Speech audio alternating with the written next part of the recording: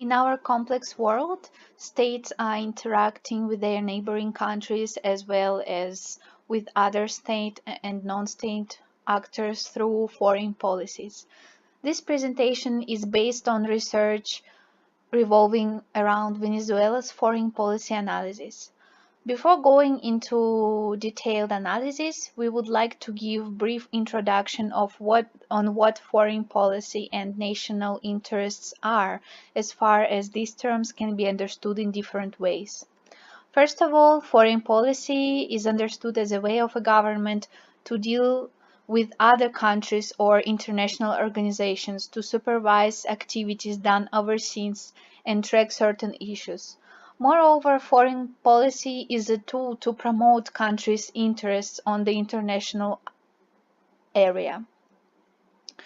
Foreign policy is tied to the national interest, which includes values and goals of the country. Some examples of the national interest can be security, economic development, or sustaining major power.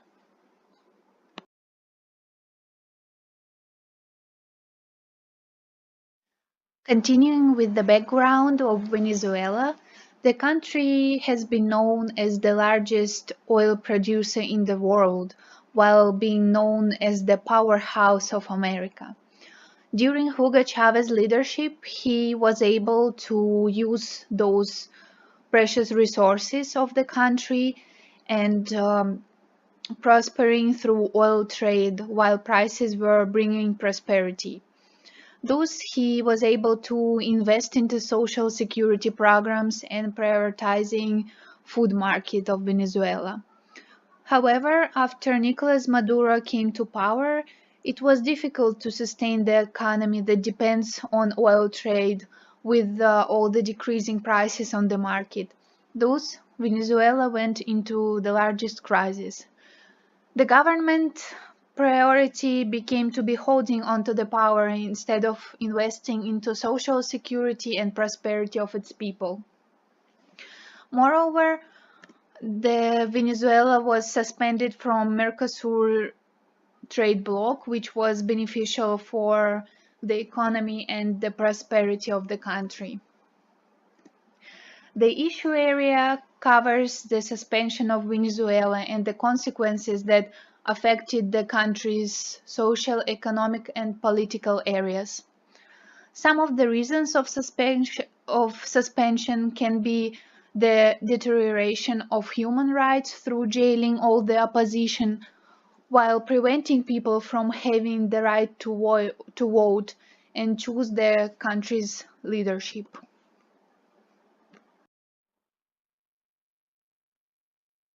Continuing with the levels of analysis, on an individual level, Nicolas Maduro and his leadership has been analyzed. He came to power as a heir of Chavismo, following the idea of socialism.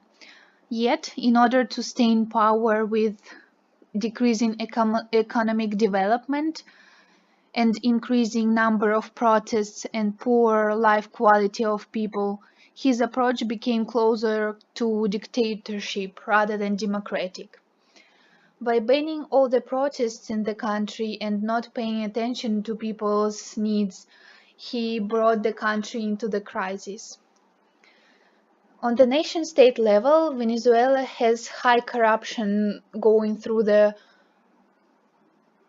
worst economic crisis in its history.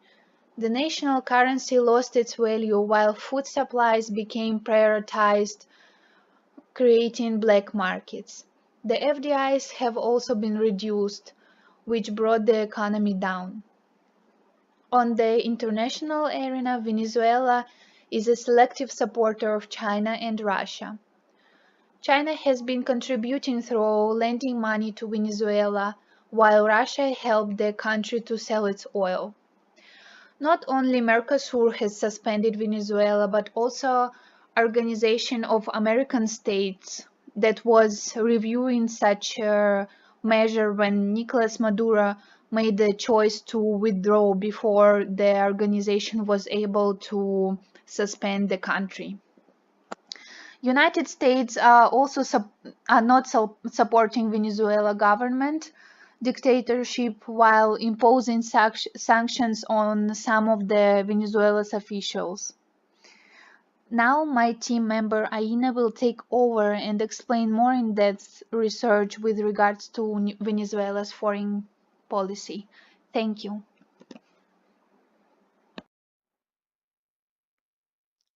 So now we are going to see the matrix on domestic level. So the situation in the country is worsened, especially its record on human rights malpractice. The poverty is increasing even more, leading to a high violence and criminal rate in the country. So the people are constantly living in fear.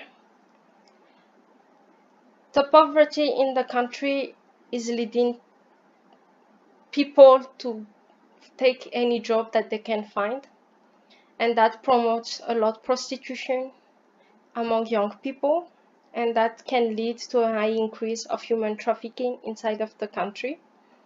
Moreover, the incapacity of the government to sustain its imported product have led to a shortage of food, and people started to create black market where they can have access into food coming from Colombia or other neighboring country around.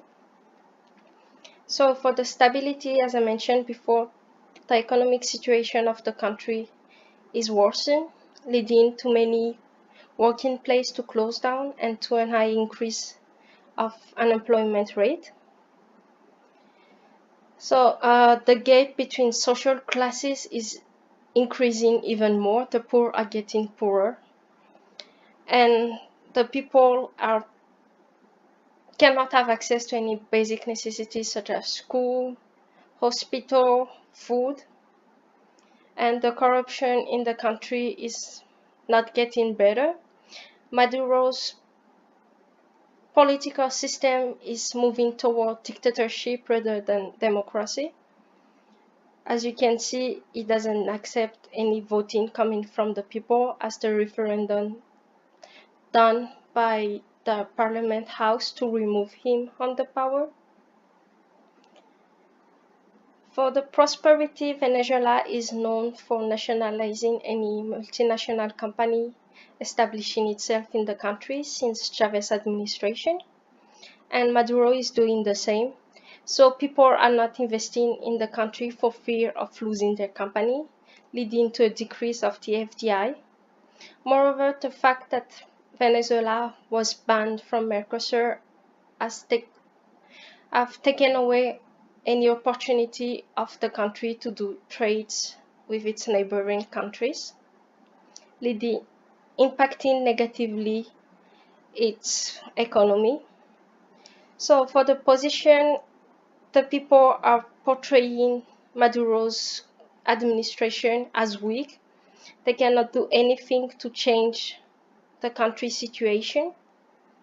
For the threat, the unpopularity of Maduro led people to ask him to step away from the power, so that leads to the increase of popularity of the opposition. They are gaining more power and more support, and that can lead into political coup in the country. So for the regional level, the crisis in Venezuela is leading into a massive immigration into neighboring countries such as Colombia. But unfortunately, those countries do not know how to control the amount of people entering their territories. And moreover, the movement of refugees is making more easier for illicit trafficking to move around the region. For the stability, as I mentioned before, all of the trade and commerce between neighboring countries and Venezuela have stopped. For the social welfare, the outflow of people going out of the country is increasing due to instability. So people have to go into neighboring countries to shop for food, for medicine, and the country cannot control the flow of people moving around. For the political aspect, it lead into a greater cooperation between MERCOSUR countries because they are trying to find a solution to save Venezuela from drowning, and also they try to find a solution to ask Maduro to stop all of his abuse toward human rights and try to save the country economy. The reason why they have made some sanctions on the country due to Maduro's strong action against human rights. For the prosperity, Venezuela's situation is creating some instability in the region due to its economic downturn, but also the movement of immigrants trying to find refuge elsewhere. For the position, the situation of Venezuela is showing how powerless is the government to deal with its internal issues. So neighboring countries are losing trust within Maduro's, and they are trying to find a way to install a new government. For the threat, the massive government can leave Venezuela, the massive movement of immigrants can leave Venezuela powerless and leading into a brain drain in the country. But moreover, other neighboring country can have a dominant position on Venezuela's policy, and the country can lose its sovereignty.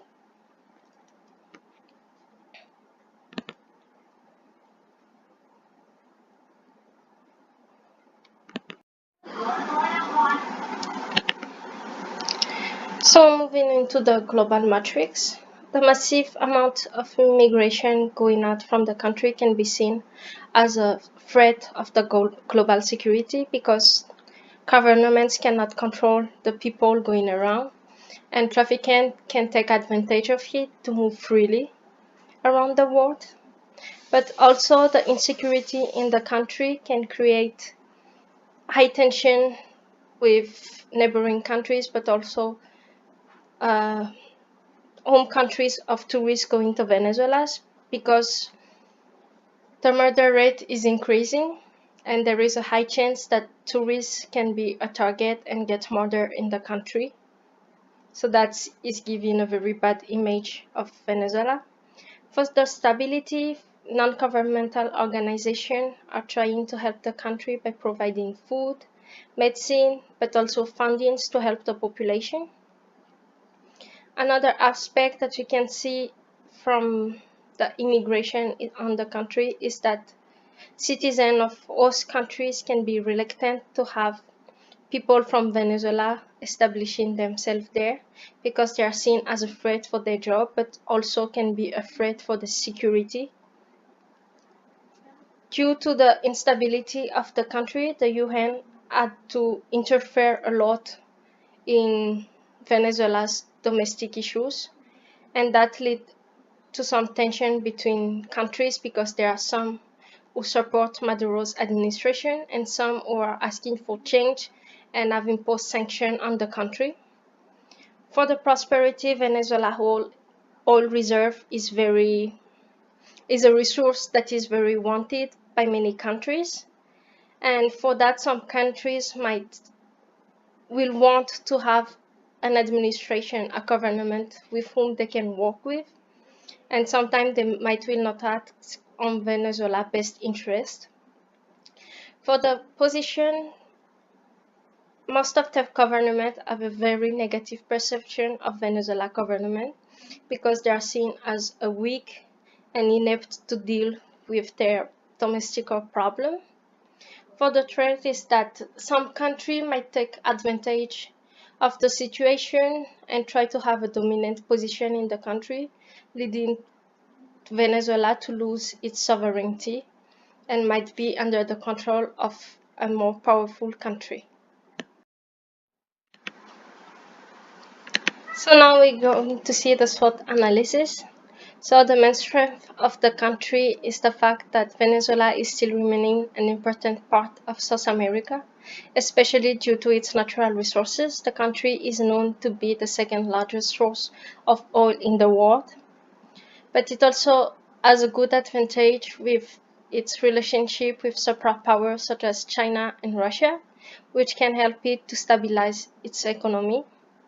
However, its biggest weaknesses are its domestic instability and the fact that the government seems to do not bring any positive change into the country. And also, the poverty is increasing the insecurity, which is a big problem that lead people to leave and to seek refuge to neighboring countries. The country economy mainly depends on its revenue coming from oil, so the volatility of the oil price affects negatively its economy, but also the sanction and suspension done from trade blocs such as MERCOSUR also affect Venezuela economy. From its opportunity, there is no opportunity coming from the fact that the country has been suspended from MERCOSUR. However, it can force the government to deal with its internal issue and try to find a solution to fix it as soon as possible. For the threat is that due to the fact that the country economy is very unstable, there is no foreign investment going there, there is no exports, and that lead to the country economy to drown even more. Also, there is a high level of immigration, which can lead to a brain drain, as mentioned before. But also, Venezuela relationship with Mercosur country, but also with the member of the UN, can be affected negatively due to the suspension and action that the country had to face.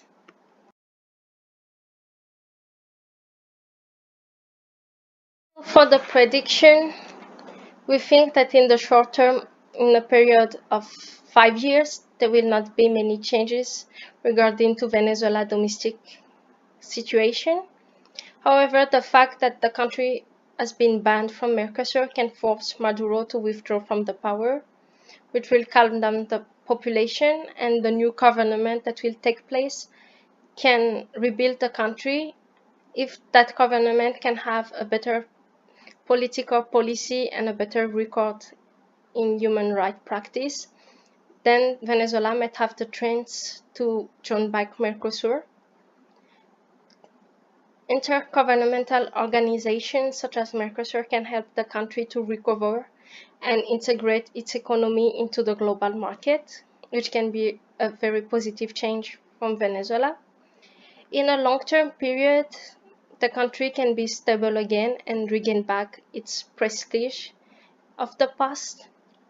But also the country can build strong relationships with other powerful countries and help its economy to develop even more and take advantage of its main natural resources, oil, to rebuild its economy. Thank you.